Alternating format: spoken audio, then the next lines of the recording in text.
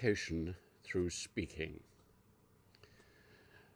I want to talk about the importance of oral communications in our lives, how they make a huge difference both to our job prospects, our happiness, and also to the degree to which we can persuade and encourage other people to have different views and opinions.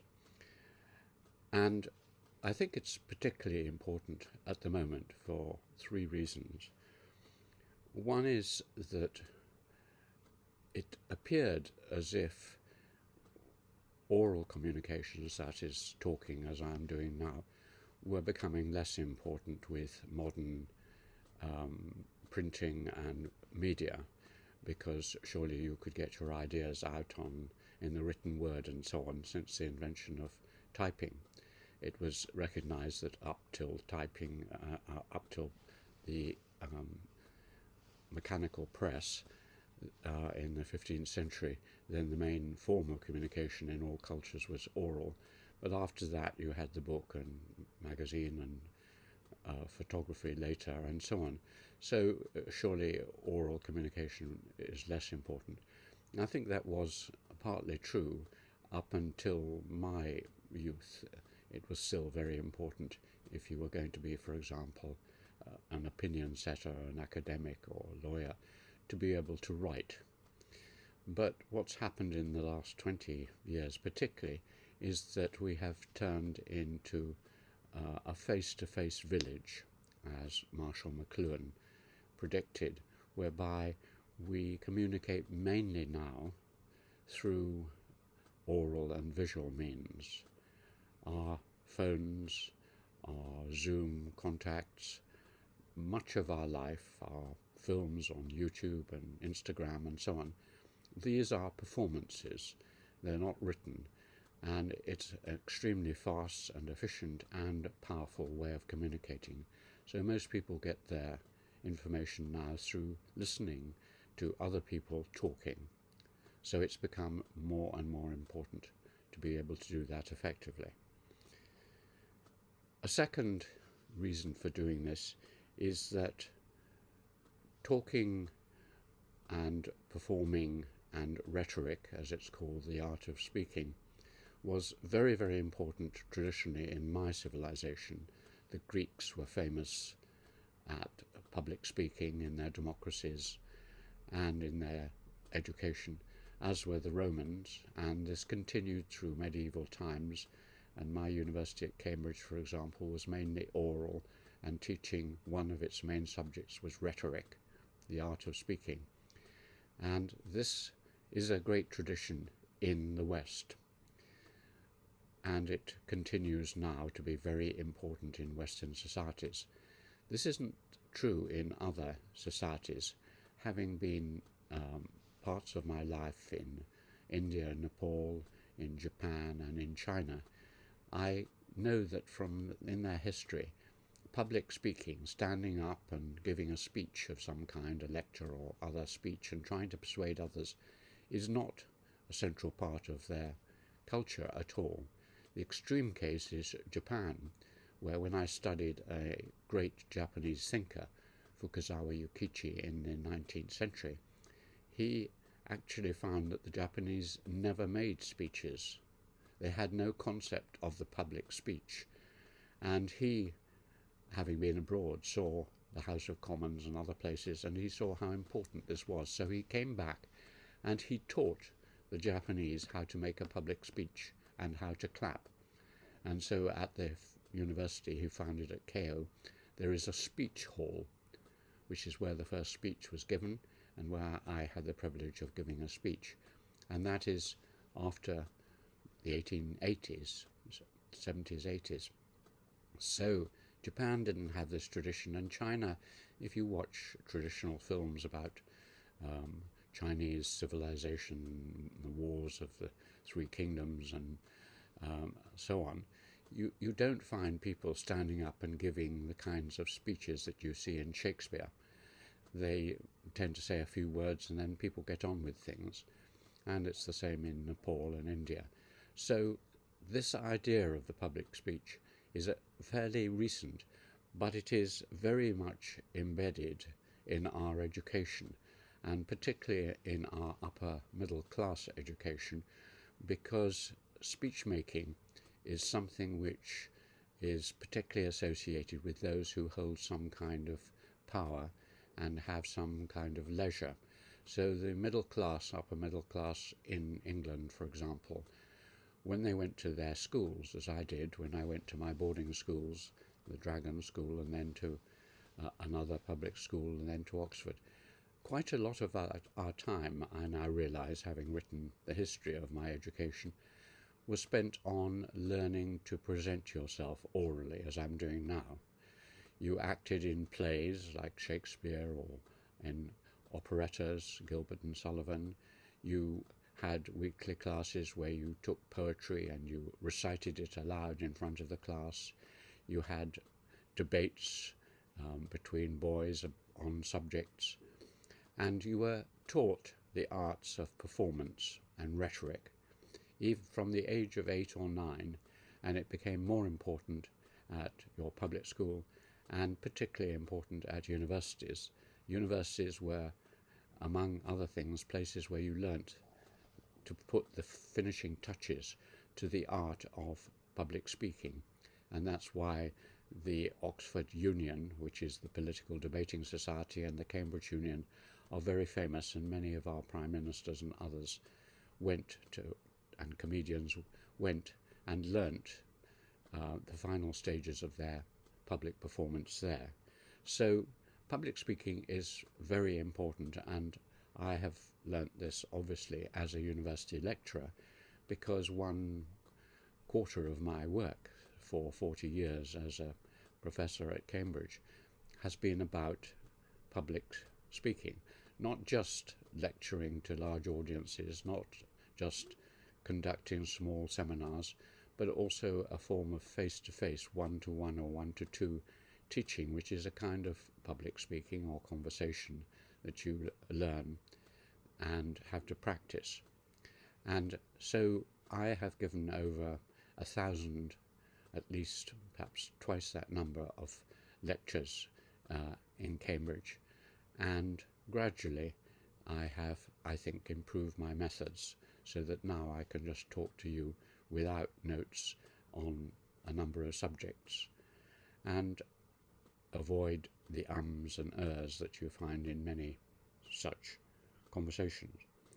So I want to now give you little bits of advice or things from my experience, what I've learnt about what works for public speaking, and I'll mainly talk about presenting longer pieces, in other words a small lecture or a small presentation. For example, if you're going for a job interview and you're asked to talk for 4 or 5 minutes about, or less, about what you want to do and why you want the job, here are some bits of advice for that and for longer lectures.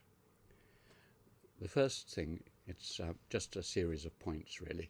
The first is practice important talks before you give them. I used to do it into the mirror, but now it's even more efficient to do it into something like what I'm doing now, recording it on my computer, because then you play it back and you watch it and you see the things that are annoying or unnecessary, and you can improve it. I also used to do it in the early days with my wife, who was trained at drama school, so she was an expert in this, and she would say, "Alan, you're making this mistake, you're not looking at the audience, or you're walking up and down, pacing up and down, or something like this." And so she would help me to improve. So if you have a friend who can listen to you and you can listen to them, try out your important talk on them first. At the beginning, when I gave lectures, I used to type out or write out the whole lecture, word for word. And I worked out roughly what 1 hour's lecture would look like, something like 5,000 words in English, and I would type it out. And then I would go in, and I wouldn't, even at the beginning, I wouldn't read out every word. a lecture where you read out a prepared text is very boring for an audience, or quite boring, because they wonder why you don't just send round the prepared text, and it's all pre-prepared and you can't see the person thinking. The thinking stage is over in the writing. So what I did was to have it there in case I lost my way or lost confidence, and I could read out a little bit and quotations and so on. But the rest, I underlined the key pieces just before I went in, sometimes put in emphasis marks, little underlinings to show which words should be emphasized. And then I would talk from the underlinings. I'd do what I'm doing now. I'd have some point I wanted to make, and then I would talk about it without looking at the text, and then go on to the next. And that gradually, through my years, the ratio between reading and just giving the talk changed, so that finally I was just writing a page of notes, and I would give most of the talk without even looking at them. You become experienced and practiced after long practice. One thing, just a practical thing, if you're giving an important talk or Zoom or whatever, make sure you allow plenty of time before it occurs. Arrive early and have a little bit of time to walk around and relax. If you leave it till the last minute, then you'll be panicking and something may interrupt you and you arrive in a fluster late. I also recommend something I learnt when I was giving lectures on television, which is relaxing breathing. Just fill your lungs with air standing up, and then just relax and breathe out. Do that 5 or 10 times, and it oxygenates the mind and it makes you calm and relaxed, and I try and do that before any important talk or lecture.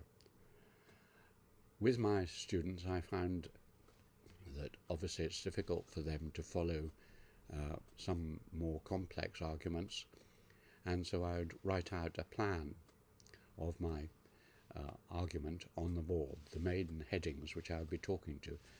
This gave them a sense that I knew where I was going. It gave them the key points for their note-taking, and they could see where I had got to and where I would be going, and they appreciated this a lot. Now, of course, if you don't have a board on which to write, you could use a PPT or other illustrations to do that. Another thing I was told early on is don't apologize at the beginning of a talk. If you're giving it in front of senior people who you are slightly in awe of, or you're not very sure of your conclusions, don't start by saying, I'm afraid I don't know that I'm right in this, and I'm sure you will have plenty of things to attack me on, and so on. An audience senses confidence, so you mustn't be arrogant, but just speak confidently without starting off by being too apologetic. One thing that if you're giving a longer talk, more than 30 minutes, as we did, because our talks were an hour or so, I realized from many psychological studies that human beings find it very difficult to concentrate really intensely for more than about 30-35 minutes. So I used to stop in my lectures after 30-35 minutes and say to the audience, you need a little bit of a breathing space, a little rest. If there's a couple of small questions on points of fact, ask them, but otherwise just relax and look around you and breathe and talk among yourselves just for a couple of minutes, and then we'll go on. Not only did this allow them to really concentrate on the last 20 minutes, but also they felt I understood their predicament and appreciated that they were there, and so I very often got positive comments about doing that. One of my friends early on said to me, Alan, the art of lecturing is to say what you're going to say this lecture is going to be about the causes of the typing rebellion in China. And my main points will be this, that. It's a bit like the thing on the board or the PPT. Then say what you're going to say for the bulk of the lecture, and then at the end summarize it, because again, human beings listening to something find it difficult to take in too much, and if you emphasize it, if you lay it out, then say it, and then give it as a summary at the end, it has much more force. This is not dissimilar to another very important technique which I often use, and this is what is known in philosophy and in the works of Karl Marx and so on as the dialectic. The dialectic is when you have a thesis, where you put forward an argument, antithesis, where you put the counter arguments, and then synthesis. So in the Marxist dialectic, modes of production clash, and out of it comes a synthesis of the next mode of production. And this is a very good way of approaching many kinds of lecturing. So if you're considering the causes of the typing rebellion, shall we say again, then you can say thesis. These people say it was caused by the British and their intrusion into China during the Opium Wars. Thesis. Other people say it was caused by the long-standing problems of the Qing, who had been a minority ruling a large Han population, and as a result had hollowed out the system of government through mistrust. But then the synthesis at the end, I think those two things are both important, but also, so you give your opinion at the end, and that kind of dialectical structure is very good both for essays and for lecturing. Some of my colleagues used to lecture pitched at the top 10% of the audience. They were very clever people, and they thought, well, we'll dazzle the clever people here, and the rest of the audience were left floundering through the lectures. Some people made it really basic and somewhat boring for the top 50%. So I tried to work out roughly what my audience would be likely to know and their intellectual level at that level in the course. I might try and talk before the first lecture and just ascertain what they did know. Did they know these theories, these people, and so on? And then try and pitch about the middle. And the very clever ones would maybe occasionally be a bit bored, but it might be useful for them, and the weaker ones would not feel left out. One thing I early on learnt is that orality, or speaking, is a much more informal medium than writing. You use much simpler language. When you write, you can make long, complex grammatical structures, sentences going on for a whole paragraph, if you like, with sub-clauses and so on and so on. If you do that when you're talking, the audience gets confused. So, in principle, what I try to do is to imagine a friend of mine who I am trying to explain something to. So I place one of my students or one of my friends at roughly the right level, and then I tell them what I think about things. And this is what I'm trying to do now with you, which is just to speak to you as if you were a friend or a student or a colleague or a member of my family, without being pompous, keeping the sentences short. One thing that early on in my lecturing, and most students and others find very difficult, is to keep your eyes focused on the audience. You feel shy, you feel worried that you'll see them looking puzzled or angry or disbelieving. so what I early on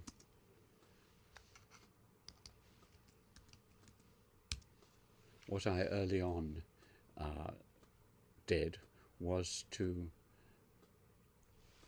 pick a person sitting near the back or even just above their head, some object, a picture or whatever, and talk to that.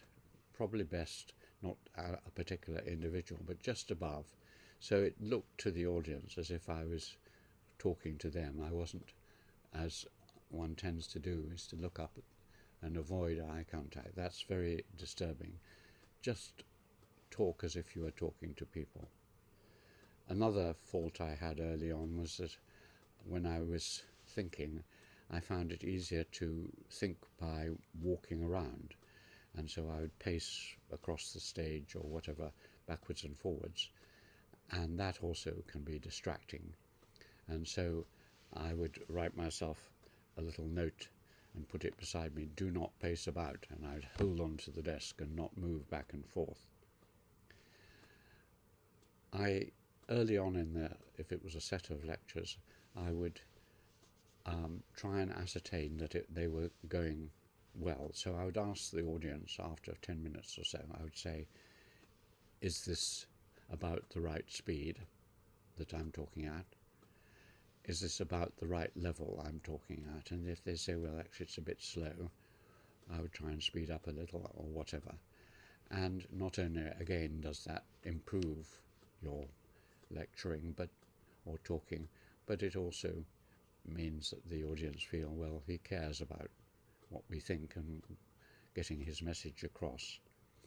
And I would particularly ask them, if they were taking notes, as they often were, is this too fast for you to take notes, or is it too slow and making it boring?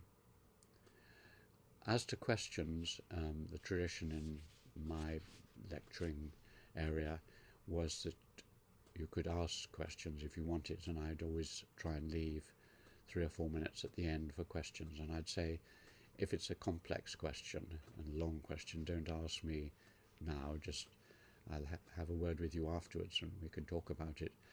Keep the questions fairly short and simple, because other people may have questions too. You need to vary the tone. You need to go up with your voice, emphasize things, and then go down and talk at a different level. Go up and down as music does, because if you keep it at the same level and talk in a droning voice like this for 30 minutes, everyone, you will notice, will be asleep. So go up and down. Part of the assessment of the audience is to decide what sort of audience they are. There are specialist audiences and there are general audiences. I've lectured to both. I go to lecture in China many times, or other parts of the world, to audiences or to schools, for example. So when I lectured in Wuhan school in China to 15, 16-year-olds, the first thing I did was to just ask them a few questions. Have you heard of some famous character? Do you know about the theory of this? Once I'd ascertained their level of knowledge, as I mentioned, it's easier. And both kinds of lecturing and talking is fun. Talking to people who know nothing about the subject in their first year is particularly enjoyable, because you're introducing them into a whole new world. But it's also nice talking technically to people who know a lot already, and then you can try and expand their knowledge. And all the time what you're trying to do is to draw the audience into the problem. If you start with a problem at the beginning of your lecture, why did the Industrial Revolution occur in Western Europe, particularly England, and not, as you would have expected, in China, the Needham problem? So you start with the problem, and then you say, these are some of the theories here, these are some of the counter theories, and so on. If you can draw the audience into a problem and then make the lecture into some kind of narrative or even a kind of detective story, with a plot and an outcome, then they will enjoy it and learn a great deal. If it's just a set of facts and opinions read out in sequence, it won't have very much effect. Keep it as simple as I've mentioned in oral speech. Keep it simple, keep it clear, and often I've had comments back saying, I liked your lectures because they were simple and they were clear. And to take an amusing example of this, some academics and some others think that because they are dealing with complex problems, they need to speak or write in a complex way. That is not true. If you understand the idea that you're putting across, you should be able to put it across in a clear and simple way, certainly in the arts, humanities, and even in the sciences. For example, Einstein, in a famous remark, which you have to set it in its time period because now it would be considered rather insulting, but he said, unless you can explain your ideas to the barmaid, that is the person who serves the drinks in your local pub, place where they serve drinks, the ideas are worth nothing. And that was later repeated in my university by the man who first split the atom, Rutherford, and he said, unless you can explain your ideas to the barmaid in the Eagle, which is the local pub for the Cavendish laboratory where he worked, they're worth nothing. So I feel that however complicated life is and some of the things I study are, I should be able to, having condensed them down, I should be able to explain them in simple, clear language. You are, in public speaking certainly, you are trying to persuade people of something. Minimally, you're trying to persuade them that it's interesting and that they should think more about this subject. And sometimes you are trying to persuade them to change their ideas in their mind. In doing this, you have to be gentle with them, persuade them, encourage them. But if you try and force your ideas, if you bully or harangue, if you speak in the way that Mussolini or Hitler spoke, shouting and telling people they must do this and that, it may or may not work in a big Hitler rally, but it won't work in most contexts. You have to be courteous and gentle, even if you are quite insistent. Many topics are improved a good deal if you are humorous.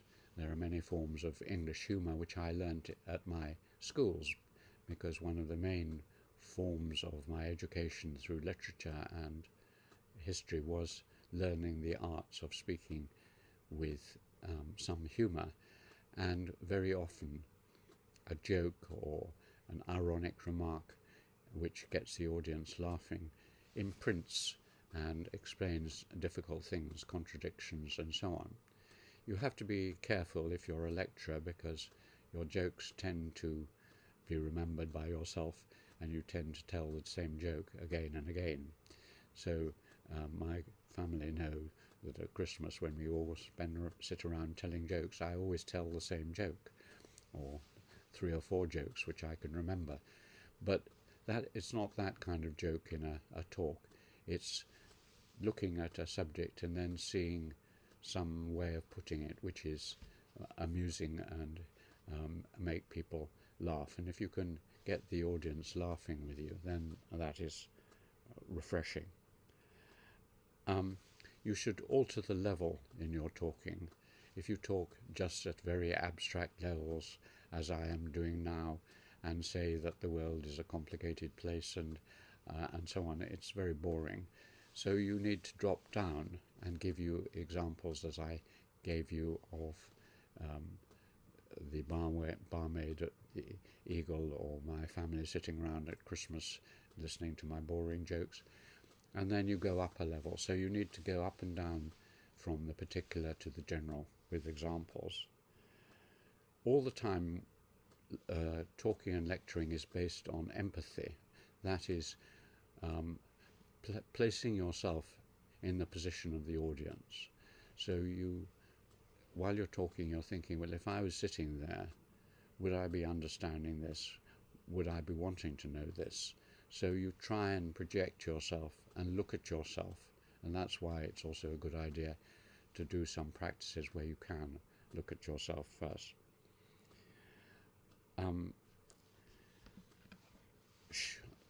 I remember a young lecturer in my department who I was mentoring coming and saying, I got reports actually about him, and my students would say, I'd say, have you been to his lectures? He was just starting lecturing.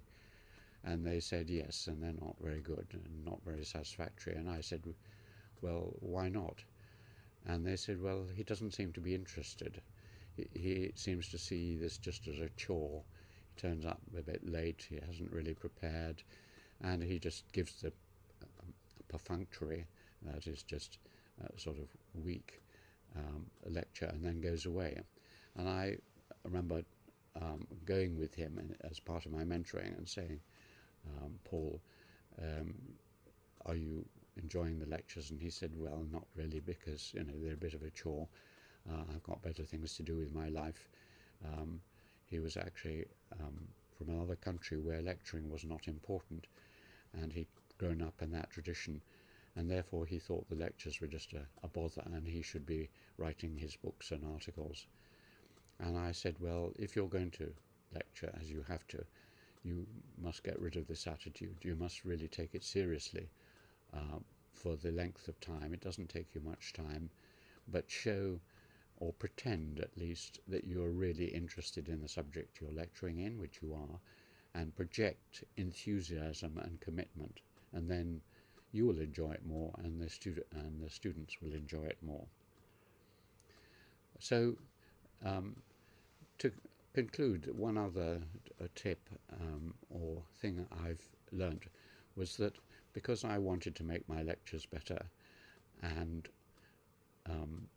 didn't know quite how to do this, I would watch really good lecturers and try and see how it was that they were doing such good work.